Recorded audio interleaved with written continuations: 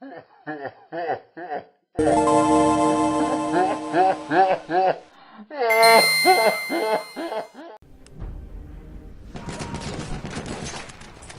everyone, this is 10 Rules All, and I'm back again today with another Battlefield 1 video. And in the background you will see me playing Operations on Fort Devo.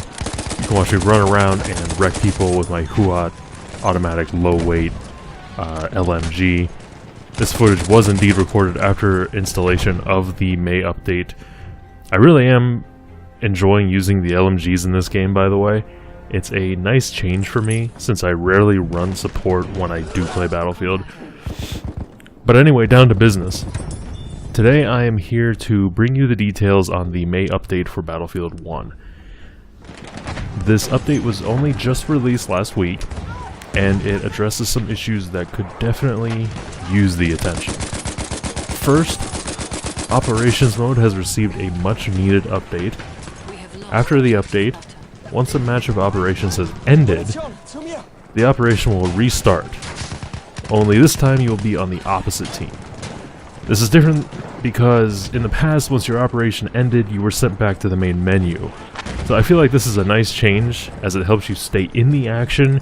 You got fewer load screens to sit through, and if you were enjoying playing on that server, then you can stay there rather than being forced to leave. So this fix was also supposed to apply to the other issues people have been having where, you know, they're placed into an empty server.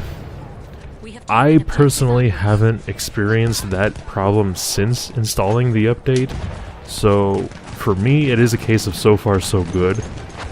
However, I know that there are many examples out there still of people experiencing this very issue where they're just in a server with no one else. So let me know your experience in the comment section below. I'm really curious to hear everyone's thoughts on this issue. This has certainly been an issue in Battlefield as long as I can remember. You know, I've been playing Battlefield for quite some time, different games, and it always seems to be a prevalent problem where you run the risk of being put in a lobby by yourself. It just makes no sense.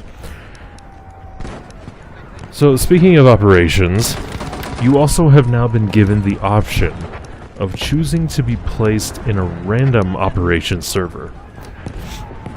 So this is really cool because if you don't really care which maps you play, you just choose random and you play whatever operation pops up. I really like this, as I generally don't care so much as to which operation I do play. I generally like them all now. Also, the points that you acquire for capturing flags has changed. Now you get the most points from actually sitting on the flag during the capture process, rather than just getting to the flag in time to see it turn to your faction and then you get the points for capturing. DICE has also increased the ticket counter for Domination game mode from 100 to 200. I don't usually play Domination in Battlefield, I prefer Conquest, like most people, I'd assume. But higher ticket counts are rarely a bad thing in my experience, especially with games such as Battlefield that touts the high player count and, you know, that overall World War experience. There have also been some tweaks to vehicles and stationary guns. For example, anti-aircraft guns and field guns now have double the hit points.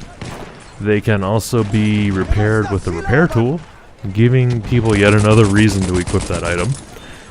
There are a huge amount of other vehicle changes in this update, especially pertaining to the aircraft.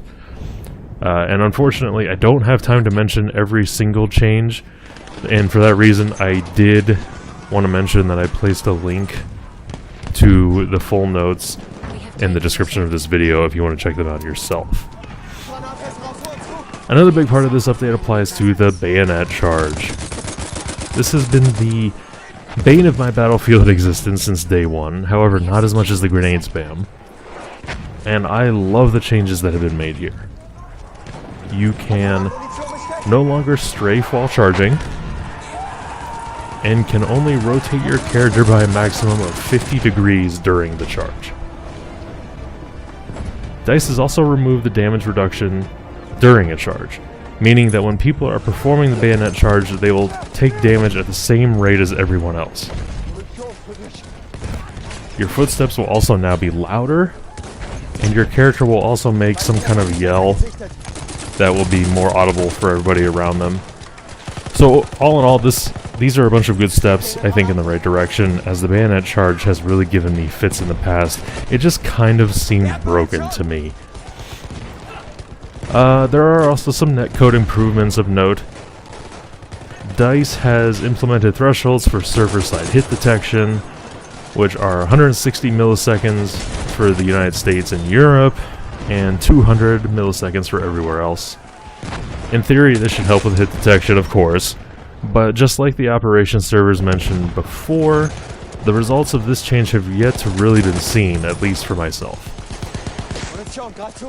The last point I want to bring up, that is also really exciting to me, is that they have added an option to reduce camera shake.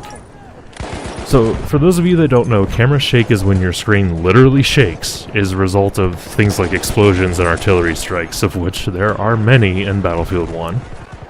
It obstructs your view, makes it harder to aim precisely. And so, to change this setting, you have to go into your advanced options, and then you'll find a slider there that you can move. The lowest that you can set this to is 30%, so unfortunately you can't disable camera shake entirely, but even a change down to 30% has the potential to really help with your aim. So I would recommend playing around with it and just seeing how it impacts your performance. So that's going to do it for today's Battlefield 1 update video. DICE has made good on their promise to release these really large updates every month so far, and this game continues to improve in my eyes. I know I've said it time and time again. Started out really down on the game, and it's just been getting better and better every month. I hesitate to say it, but the game is fun again, and it certainly appears that DICE has heard our pleas. They're listening to the community, and they are working on the fixes to a lot of these issues. Things are looking up. I'm excited for the future of Battlefield 1, and with the new DLC in the name of the Tsar coming soon, these really are exciting times for sure. So with that, I want to thank you all so much for watching.